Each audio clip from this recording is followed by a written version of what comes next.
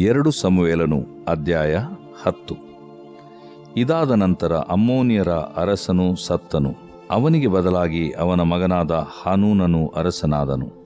ದಾವೀದನು, ನಾಹಾಷನು ನನಗೆ ದಯೆ ತೋರಿಸಿದ್ದರಿಂದ ನಾನೂ ಅವನ ಮಗನಾದ ಹಾನೂನನಿಗೆ ದಯೆ ತೋರಿಸುವೆನು ಅಂದುಕೊಂಡು ಪಿತೃಶೋಕದಲ್ಲಿದ್ದ ಹಾನೂನನನ್ನು ಸಂತೈಸುವುದಕ್ಕೋಸ್ಕರ ತನ್ನ ಸೇವಕರನ್ನು ಕಳುಹಿಸಿದನು.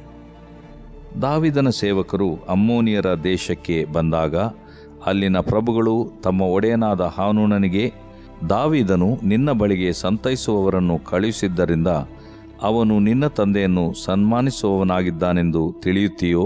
ಪಟ್ಟಣವನ್ನು ಸಂಚರಿಸಿ ನೋಡಿ ಅದನ್ನು ಸ್ವಾಧೀನ ಮಾಡಿಕೊಳ್ಳಬೇಕೆಂದು ತನ್ನ ಆಳುಗಳನ್ನು ಕಳುಹಿಸಿದ್ದಾನೆ ಎಂದು ಹೇಳಿದರು.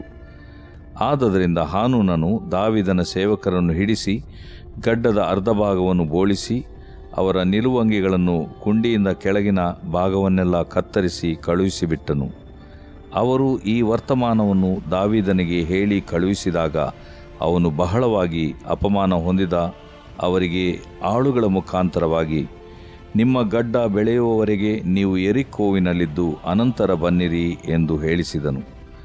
ತಾವು ದಾವೀದನಿಗೆ ಅಸಹ್ಯರಾದೆವೆಂದು ಅಮ್ಮೋನಿಯರು ತಿಳಿದು ಹಣ ಕೊಟ್ಟು ಬೇತ್ರೆಹೋಬ್, ಚೋಬಾ ಎಂಬ ಪಟ್ಟಣಗಳಿಂದ ಆರಾಮ್ಯರ 20,000 ಮಂದಿ ಕಾಲಾಳುಗಳನ್ನು, ಮಾಕದ ರಾಜನಿಂದ 1,000 ಮಂದಿ ಸೈನಿಕರನ್ನು, ಟೋಬ್ ದೇಶದಿಂದ 12,000 ಮಂದಿ ದಂಡಾಳುಗಳನ್ನು ತರಿಸಿದರು.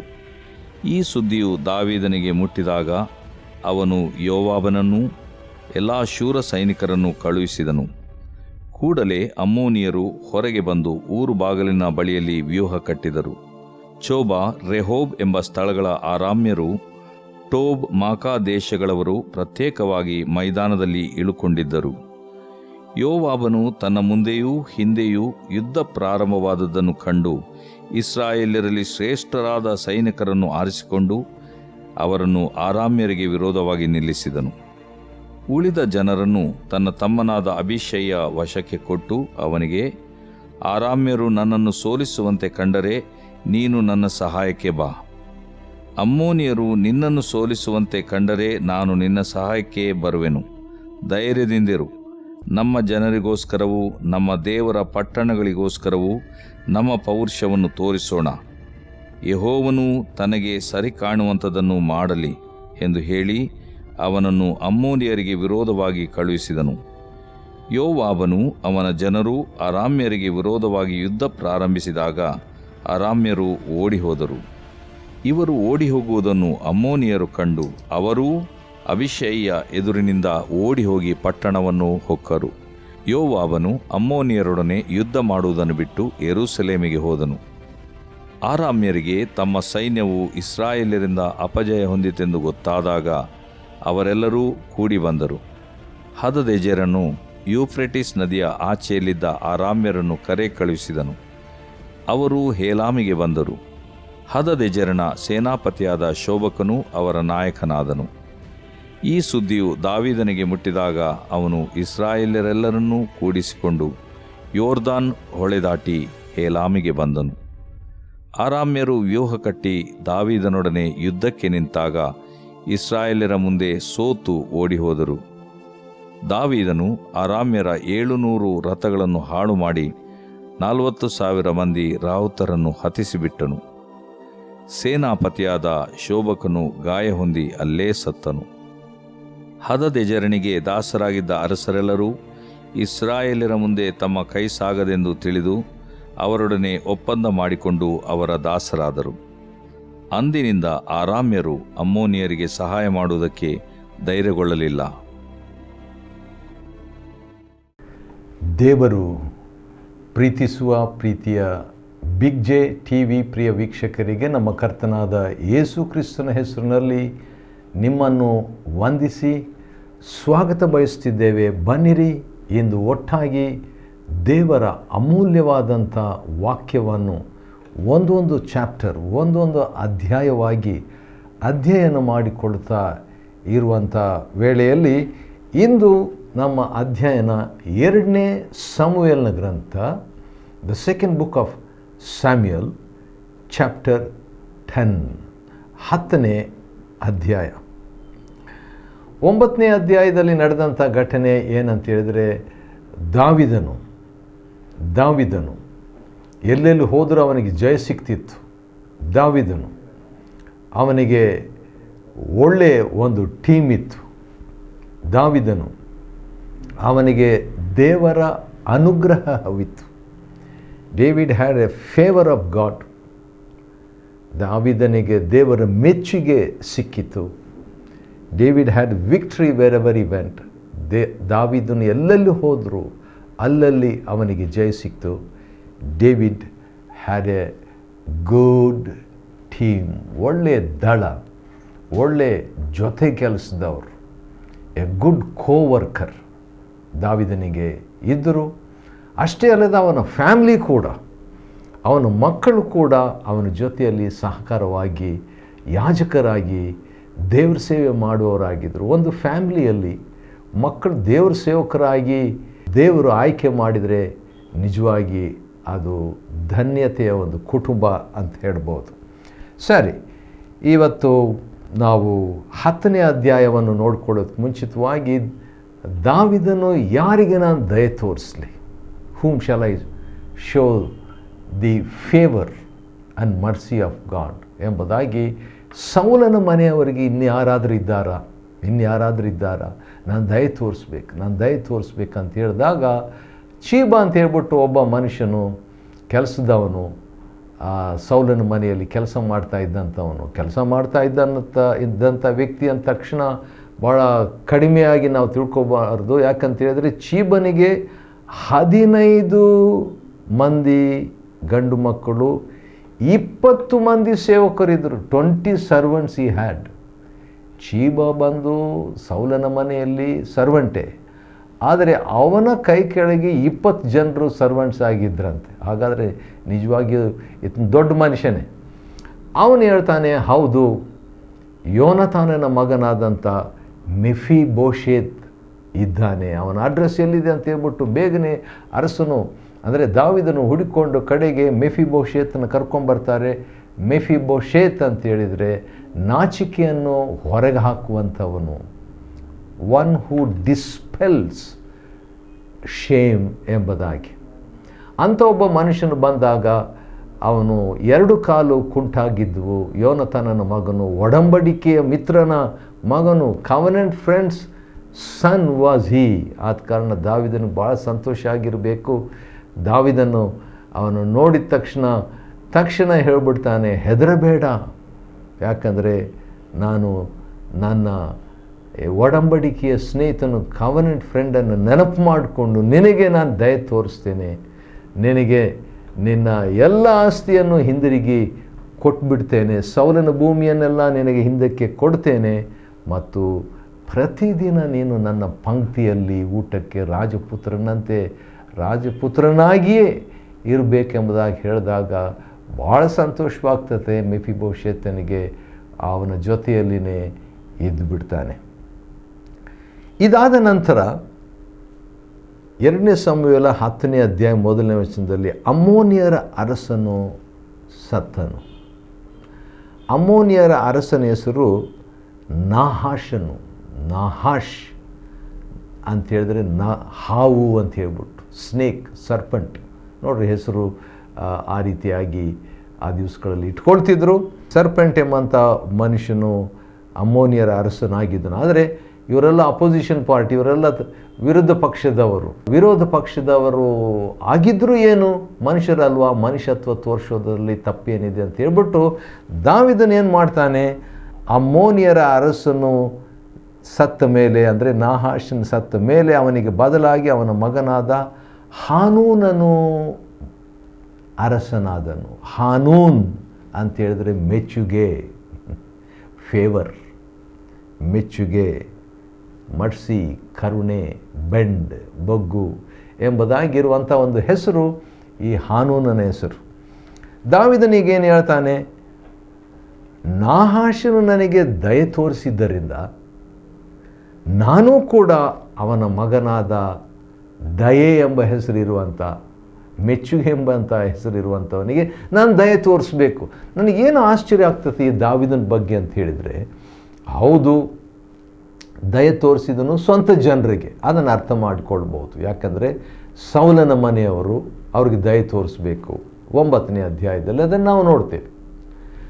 ಯೋನಾತಾನನ ಮಗನಿಗೆ ದಯೆ ತೋರಿಸ್ತಾನೆ. ಯಾಕಂದರೆ ಯೋನಾತಾನನು ಒಡಂಬಡಿಕೆಯ ಸ್ನೇಹಿತನು, ಕವನೆಂಟ್ ಫ್ರೆಂಡ್.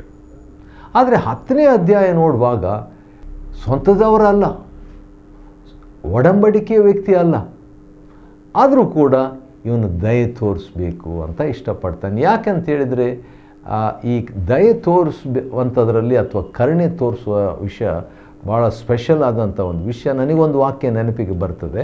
ಆ ವಾಕ್ಯ ಮತ್ತಾಯನ ಬರೆದ ಸುವಾರ್ತೆ 5ನೇ ಅಧ್ಯಾಯದಲ್ಲಿರುವಂಥ ಒಂದು ವಾಕ್ಯ.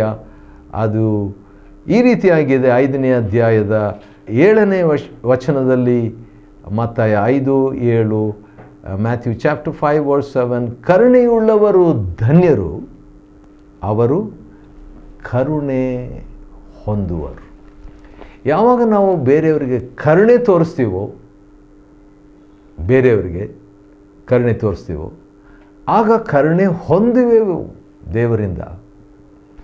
ಆದ ಕಾರಣ ಇಲ್ಲಿ ದಾವಿದನು ಆಗಾಗ ಅನ್ಯ ಜನರಿದ್ದರು ಕರುಣೆ ತೋರಿಸೋದು, ದೇವಜನರಿದ್ದರು ಕರುಣೆ ತೋರಿಸೋದು. ಭಾಳ ದೊಡ್ಡ ರೀತಿಯಿಂದಲ್ಲ, ತನ್ನಿಂದ ಆದಷ್ಟು ಸ್ವಲ್ಪ ಮಟ್ಟಿಗೆ ದಯೆ ತೋರಿಸುವೇನು ಅಂದುಕೊಂಡು ಪಿತೃಶೋಕದಲ್ಲಿದ್ದಂಥ ಹಾನೂನನ್ನು ದಯೆ ತೋರಿಸ್ಬೇಕಂತ ಹೇಳ್ಬಿಟ್ಟು ಕೆಲವು ಆಳುಗಳನ್ನು ಕಳಿಸ್ಕೊಡ್ತಾನೆ ರೀ. ಕಳಿಸ್ಕೊಟ್ಟಾಗ ಸ್ಯಾಡ್ ನ್ಯೂಸ್, ವಿಷಾದ. ಏನಂತ ಹೇಳಿದ್ರೆ ಅಲ್ಲಿನವರು ಏನಂತ ತಿಳ್ಕೊಳ್ತಾರೆ, ಇವರು ಏನೋ ಗೂಢಚಾರರಾಗಿ ಬಂದಿದ್ದಾರೆ, ಏನು ತಂದೆ ಸತ್ತಿದ್ದಾನೆ ಅಂತ ಹೇಳ್ಬಿಟ್ಟು ಪಿತೃಶೋಕ ವಿಚಾರ ಮಾಡಲಿಕ್ಕೆ ಬಂದಿದ್ದಾರೆ ಅಂದ್ಕೊಂಡಿದ್ಯಾ? ಇಲ್ಲ, ದಾವಿದನು ನಿನ್ನ ಬಳಿಗೆ ಕಳಿಸಿದಂಥ ವ್ಯಕ್ತಿಗಳು, ದಾವಿದನ ಆಳುಗಳು, ಇವರೆಲ್ಲ ಪಿತೃಶೋಕ ವಿಚಾರಿಸ್ಲಿಕ್ಕೆ ಬಂದಿಲ್ಲ ಅಂತ ಹೇಳ್ಬಿಟ್ಟು ಈ ನಾಹಾಷನ ಮಗನಾದ ಹಾನೂನನಿಗೆ ಅಲ್ಲಿನ ಅಮ್ಮೋನಿಯ ಪ್ರಭುಗಳು, ಅಧಿಕಾರಿಗಳು ಹೇಳ್ಕೊಟ್ಬಿಡ್ತಾರೆ. ದಾವಿದನ್ನು ಕಳಿಸಿದ್ದು ಏನೋ ಒಂದು ಟ್ರಿಕ್ ಮಾಡಿ, ಕುಯುಕ್ತಿ ಮಾಡಿ ಕಳಿಸಿದ್ದಾನೆ ಎಂಬುದಾಗಿ ಹೇಳಿಬಿಟ್ಟು ಅವರಿಗೆ ಆ ಆಳುಗಳನ್ನು ಹಿಡಿದು ಹೊಡೆದು ಗಡ್ಡದ ಅರ್ಧ ಭಾಗವನ್ನು ಬೋಳಿಸಿ, ಈಗ ಅದು ಸ್ವಲ್ಪ ಫ್ಯಾಷನ್ ಆಗಿಬಿಟ್ಟಿದೆ, ಆದರೆ ಆ ಕಾಲದಲ್ಲಿ ಅದು ಫ್ಯಾಷನ್ ಇರಲಿಲ್ಲ, ಅರ್ಧ ಭಾಗವನ್ನು ಬೋಳಿಸಿ ಅವರ ನಿಲುವಂಗಿಗಳನ್ನು ಹಿಂದೆ ಕತ್ತರಿಸಿಬಿಟ್ಟು ಅವಮಾನ ಅರ್ಧ ಬೆತ್ತಲೆಯಾಗಿ ಕಳಿಸಿಬಿಟ್ರು.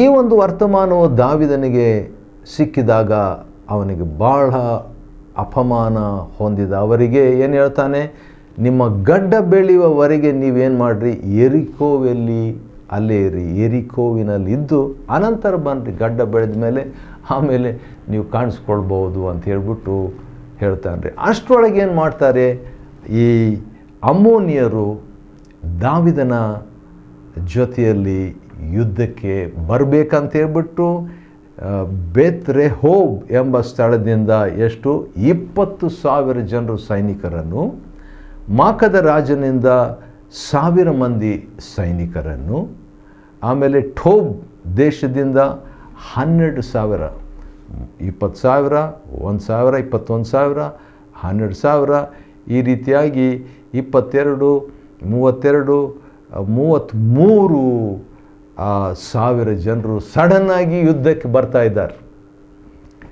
ಇದೆಲ್ಲ ಹೇಗೆ ಸ್ಟಾರ್ಟ್ ಆಯಿತು? ದಾವಿದನು ಯಥಾರ್ಥ ಮನಸ್ಸಿಂದ ದಯೆ ತೋರಿಸೋಣ, ತಂದೆ ಸತ್ತಿದ್ದಾರೆ, ಪಿತೃಶೋಕವನ್ನು ವಿಚಾರಿಸ್ಲಿಕ್ಕೆ ಅಂತ ಹೇಳ್ಬಿಟ್ಟು ದಯೆ ತೋರಿಸ್ಬೇಕಂತ ಹೇಳ್ಬಿಟ್ಟು ದಯೆ ಎಂದು ಹೆಸರಿರುವಂಥ ಹಾನೂನನ ಕಡೆಗೆ ಕಳಿಸಿದರೆ ಅವಮಾನ ಮಾಡಿ ಕಳಿಸ್ಬಿಟ್ಟಿದ್ದಲ್ಲದೆ ಈಗ ಯುದ್ಧಕ್ಕೆ ಬೇರೆ ಬರ್ತಾ ಇದ್ದಾರೆ. ಅಂಥ ಪರಿಸ್ಥಿತಿಯಲ್ಲಿ ಈಗ ದಾವಿದನ ಒಳ್ಳೆಯ ಒಬ್ಬ ಸ್ಟ್ರಾಂಗ್ ಮ್ಯಾನ್, ಬಲಿಷ್ಠನಾದಂಥ ಸಿಪಾಯಿ ಅಥವಾ ಸೇನಾಪತಿ ಅಂತ ಹೇಳ್ಬೋದು. ಯಾರವನು? ಅವನ ಹೆಸರು ಯೋವಾಬನ್ ಅಂತ ಹೇಳ್ಬಿಟ್ಟು. ನೆನಪಿರ್ಬೋದಲ್ವಾ, ಈ ದಾವಿದನ ಸಂಬಂಧಿಕರಿವರು, ದಾವಿದನ ಸಹೋದರಿಯರ ಮಕ್ಕಳು. 3 ಇದ್ದರು, ಒಬ್ಬನ ಸತ್ತು ಹೋಗಿದ್ದ. ಈಗ 2 ಇದ್ದಾರೆ. ಒಬ್ಬನ ಹೆಸರು ಯೋವಾಬನು, ಮತ್ತೊಬ್ಬನ ಹೆಸರು ಅಭಿಷೈ ಎಂಬುದಾಗಿ. ಇವರಿಬ್ಬರು ಯುದ್ಧ ಮಾಡಬೇಕಂತ ಹೇಳ್ಬಿಟ್ಟು, ಯಾರು 33,000 ಜನರು ಅಲ್ಲಿದ್ದಾಗ ಈಗ ಇವರಿಬ್ಬರು ಅಣ್ಣ ತಮ್ಮಂದರು ಯುದ್ಧ ಮಾಡಬೇಕಂತ ಹೇಳ್ಬಿಟ್ಟು ಜವಾಬ್ದಾರಿಕೆಯನ್ನು ತಗೊಂಡು ಹೋಗ್ತಿದ್ದಾರೆ. ಒಂದು ವಿಷಯ ಇದರಲ್ಲಿ ನನಗೆ ಭಾಳ ಆಶ್ಚರ್ಯವನ್ನು ಕೊಡ್ತದೆ.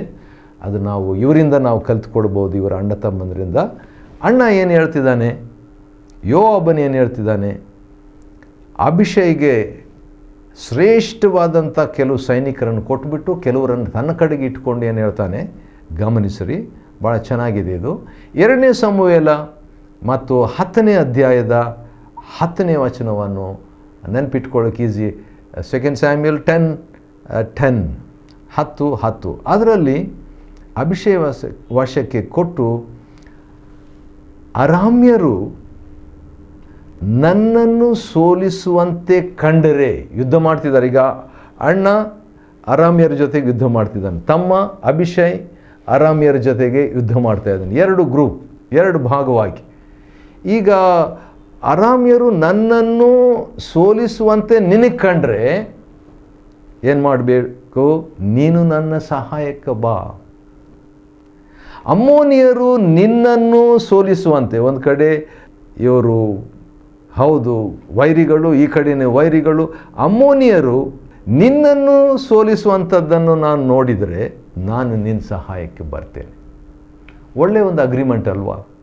ಆ ರೀತಿಯಾಗಿ ದೇವಜನರು ಇರಬೇಕು, ಆ ರೀತಿಯಾಗಿ ಸಹೋದರರು ಇರಬೇಕು, ಆ ರೀತಿಯಾಗಿ ಸಹೋದರಿಯರು ಇರಬೇಕು, ಸಪೋರ್ಟಿವ್ ಆಗಿ ಇರಬೇಕು, ಧೈರ್ಯದಿಂದಿರು ಅಂತ ಹೇಳಿಬಿಟ್ಟು ಆಮೇಲೆ ಒಂದು ಮಾತು ಹೇಳ್ತಾನೆ. ಅದು ಇನ್ನೂ ನನಗೆ ಭಾಳ ಇಷ್ಟ ಆಯಿತು. ಏನದು ನೋಡಿಕೊಳ್ಳೋಣವೇ. 2ನೇ ಸಮುವೇಲ 10ನೇ ಅಧ್ಯಾಯದ 12ನೇ ವಚನ, ಧೈರ್ಯದಿಂದಿರು, ನಮ್ಮ ಜನರಿಗೋಸ್ಕರವು ನಮ್ಮ ದೇವರ ಪಟ್ಟಣಗಳಿಗೋಸ್ಕರವು ನಮ್ಮ ಪೌರುಷ ತೋರಿಸೋಣ. ವಾವ್! ನಮ್ಮ ಜನರು ದೇವಜನರು, ನಮ್ಮ ಪಟ್ಟಣ ದೇವರ ಪಟ್ಟಣ, ಅದಕ್ಕೋಸ್ಕರವಾಗಿ ನಾವು ಹೋರಾಡೋಣ, ನಮ್ಮ ಪೌರುಷ ತೋರಿಸೋಣ ಎಂಬುದಾಗಿ ದೇವರು. ಇದೇ ಒಂದು ಮಾತು ದಾವೀದನಿಗೆ ಕೂಡ ಇತ್ತು, ನೆನಪಿದೆಯಾ? ಅನ್ಯಸ್ಥನಾದಂಥ ಗೊಲ್ಯಾತನು ಬಂದು ಯುದ್ಧ ಮಾಡ್ತಾ ಇರುವಾಗ ಸುನ್ನತಿ ಇಲ್ಲದಂಥ ಇವನು ದೇವರ ಜೀವಸ್ವರೂಪನಾದ ದೇವರನ್ನು ಹೀಯಾಳಿಸುವಂಥ ಇವನು ಯಾರು ಎಂಬುದಾಗಿ ರೊಚ್ಚಿಗೆದ್ದಂಥ ದಾವೀದನು, ರೋಷವಾಗಿ ಎದ್ದಂಥ ದಾವೀದನು ತನ್ನ ಪೌರುಷವನ್ನು ದೇವರಿಗಾಗಿ ತೋರಿಸಿದನು. ಅದೇ ರೀತಿಯಾಗಿ ಇಲ್ಲಿ ಇವರಿಬ್ಬರು ಅಣ್ಣ ತಮ್ಮಂದರು, ಯೋವಾಬನು ಮತ್ತು ಅಭಿಷೇಕ್, ದೇವ ಜನರಿಗೋಸ್ಕರ, ಅಂದರೆ ಇವತ್ತು ದೇವಜನರಂದರೆ ಸಭೆಗೋಸ್ಕರ ದೇವರ ಪಟ್ಟಣ ಅಂತ ಹೇಳುವಾಗ ದೇವರ ನಾಮಕ್ಕೋಸ್ಕರ ದೇವರಿಗಾಗಿ ಹೋರಾಡುವಾಗ ಖಂಡಿತವಾಗಿ ಜಯ. ಸರಿ, ಮುಂದೆ ಏನಾಯ್ತಂತ ನಾವು ನೋಡೋಣ. ಯೋವಾಬನು ಅವನ ಜನರು ಅರಾಮ್ಯರಿಗೆ ವಿರೋಧವಾಗಿ ಯುದ್ಧ ಪ್ರಾರಂಭಿಸಿದಾಗ ಅರಾಮ್ಯರು ಓಡಿ ಹೋದರು. ಯಾವಾಗ ದೇವಜನರಿಗೋಸ್ಕರ, ಯಾವಾಗ ದೇವರ ಪಟ್ಟಣಕ್ಕೋಸ್ಕರ, ಯೆರೂಸಲೇಮಿಗೋಸ್ಕರ, ದೇವ್ರು ಅಂತ ಹೇಳ್ಬಿಟ್ಟು ನಾವು ಯೋಚನೆ ಮಾಡುವಾಗ ಏನಾಗ್ತದೆ, ದೇವ್ರು ಜಯ ಕೊಡ್ತಾನ್ರಿ. ಯಾಕಂದರೆ ಅಲ್ಲಿ ನಿಸ್ವಾರ್ಥತೆ ಇದೆ. There is unselfishness in that war. ಅದೇ ಅಲ್ಲದೆ ಅವನು ಹೇಳಿರ್ತಾನೆ, ನಾನು ಸೋಲ್ತಾ ಇದ್ದಾಗ ನೀನು ನನಗೆ ಸಹಾಯಕ್ಕೆ ಬಾ, ನೀನು ಸೋಲ್ತಾ ಇದ್ದರೆ ನಾನು ನಿನ್ನ ಸಹಾಯಕ್ಕೆ ಬರ್ತೇನೆ ಎಂಬಂಥ ಒಂದು ಕವನೆಂಟ್, ಒಂದು ಒಡಂಬಡಿಕೆ ಅವರು ಮಾಡಿಕೊಂಡಿರ್ತಾರೆ ಅಣ್ಣ ತಮ್ಮಂದರು. ಆ ರೀತಿಯಾಗಿದ್ದಾಗ ಅವರು ಅಭಿಷೇಕ ಎದುರಿನಿಂದ ಓಡಿ ಹೋಗಿ ಪಟ್ಟಣವನ್ನು ಅಣ್ಣಗೂ ಜಯ, ತಮ್ಮನಿಗೂ ಜಯ. ಯಾಕಂದರೆ ಓಡೋಗ್ಬಿಟ್ರು. ಅವರು ಓಡಿ ಹೋಗಿದ್ದಾರಂತ ಹೇಳಿದ ತಕ್ಷಣ ಯೋವಾಬನು ಅಮ್ಮೋನಿಯರೊಡನೆ ಯುದ್ಧ ಮಾಡದೆ, ಅರಾಮ್ಯರು ಅಮ್ಮೋನಿಯರು ಇವರೆಲ್ಲ ಯುದ್ಧಕ್ಕೆ ಬರ್ತಾ ಇದ್ದಾಗ ಇವರ ಜೊತೆಯಲ್ಲಿ ಯುದ್ಧ ಮಾಡುವುದನ್ನು ಬಿಟ್ಟು ಯೆರೂಸಲೇಮಿಗೆ ಹೋಗ್ತಾನ್ರಿ. ಅರಾಮ್ಯರಿಗೆ ತಮ್ಮ ಸೈನ್ಯವು ಇಸ್ರಾಯೇಲರಿಂದ ಅಪಜಯ ಹೊಂದಿತೆ ಅಂತ ಗೊತ್ತಾದಾಗ ಏನು ಮಾಡಿದರು, ಮತ್ತೆ ಯುದ್ಧಕ್ಕೆ ಬರ್ತಾರೆ, ಮತ್ತೆ ಬೇರೆ ರೀತಿಯಿಂದ ಯುದ್ಧಕ್ಕೆ ಬರ್ತಾರೆ. ಈ ಸುದ್ದಿಯು ದಾವೀದನಿಗೆ ಮುಟ್ಟಿದಾಗ ಅವನು ಇಸ್ರಾಯೇಲರೆಲ್ಲರನ್ನು ಕೂಡಿಸಿಕೊಂಡು ಯೋರ್ದನ್ ಹೊಳೆಯ ಹೆಲಾಮಿಗೆ ಬರ್ತಾನ್ರಿ. ಹೆಲಾಮ್ ಎಂಬಂಥ ಈ ಒಂದು ಸ್ಥಳ, ಚಲಾಮ್ ಎಂಬಂಥ ಒಂದು ಮೂಲ ಭಾಷೆಯ ಒಂದು ಅರ್ಥ ಇರ್ತದೆ. ಅಲ್ಲಿ ಬಂದಾಗ ಏನಾಗ್ತದೆ, ದಾವೀದನೊಡನೆ ಯುದ್ಧಕ್ಕೆ ನಿಂತಾಗ ಏನಾಗ್ತದೆ, ಅಲ್ಲಿ ಕೂಡ ಅವರು ಸೋತು ಹೋಗ್ತಾರೆ. ಜಯದಿಂದ ಜಯ. 700 ಜನರು, 40,000 ಜನರು, ಈ ರೀತಿಯಾಗಿ ಹೆಚ್ಚೆಚ್ಚಾಗಿ ಅವರು ಸೋತು ಹೋದರು. ಸೇನಾಪತಿಯಾದ ಶೋಭನು ಕೂಡ ಗಾಯ ಹೊಂದಿ, ಅವನು ಒಬ್ಬ ಹೊಸ ಲೀಡ್ರಾಗಿ ಯುದ್ಧಕ್ಕೆ ಬರ್ತಾನೆ, ಅವನು ಕೂಡ ಸೋತು ಹೋಗ್ಬಿಡ್ತಾನೆ. ಈ ರೀತಿಯಾಗಿ ಆದಮೇಲೆ ಒಂದು ಒಪ್ಪಂದ ಮಾಡಿಕೊಂಡು ಅವರೆಲ್ಲರೂ ದಾಸರಾಗ್ತಾರೆ. ಅಮ್ಮೋನಿಯರಿಗೆ ಸಹಾಯ ಮಾಡುವುದಕ್ಕೇನು ಮುಂದೆ ಧೈರ್ಯವಾಗಲಿಲ್ಲ.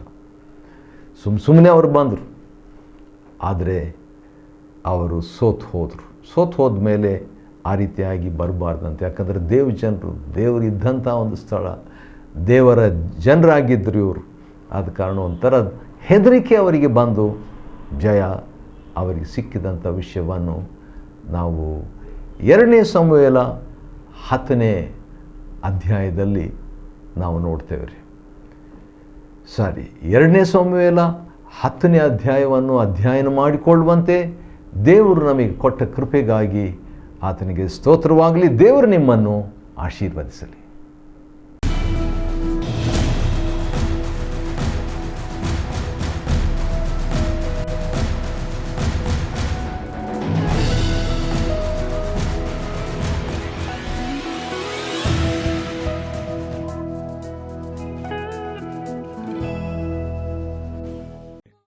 Chapter 10. And it came to pass after this that the king of the children of Ammon died, and Hanun his son reigned in his stead.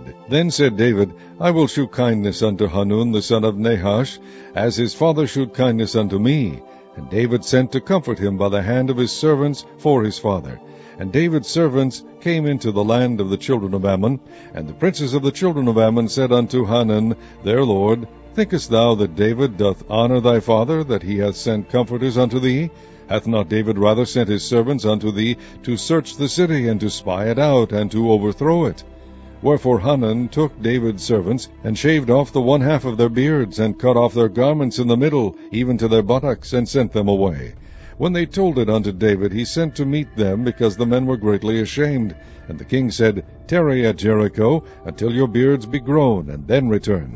And when the children of Ammon saw that they stank before David, the children of Ammon sent and hired the Syrians of Beth-rehob, and the Syrians of Zobah, 20,000 footmen, and of King Maacah 1,000 men, and of Ishtob 12,000 men. And when David heard of it, he sent Joab, and all the host of the mighty men. And the children of Ammon came out, and put the battle in array at the entering in of the gate. And the Syrians of Zobah, and of Rehob, and Ishtob, and Maacah were by themselves in the field. When Joab saw that the front of the battle was against him before and behind, he chose of all the choice men of Israel, and put them in array against the Syrians. And the rest of the people he delivered into the hand of Abishai his brother, that he might put them in array against the children of Ammon. And he said, If the Syrians be too strong for me, then thou shalt help me. But if the children of Ammon be too strong for thee, then I will come and help thee. Be of good courage, and let us play the men for our people, and for the cities of our God, and the Lord do that which seemeth him good. And Joab drew nigh, and the people that were with him, unto the battle against the Syrians, and they fled before him.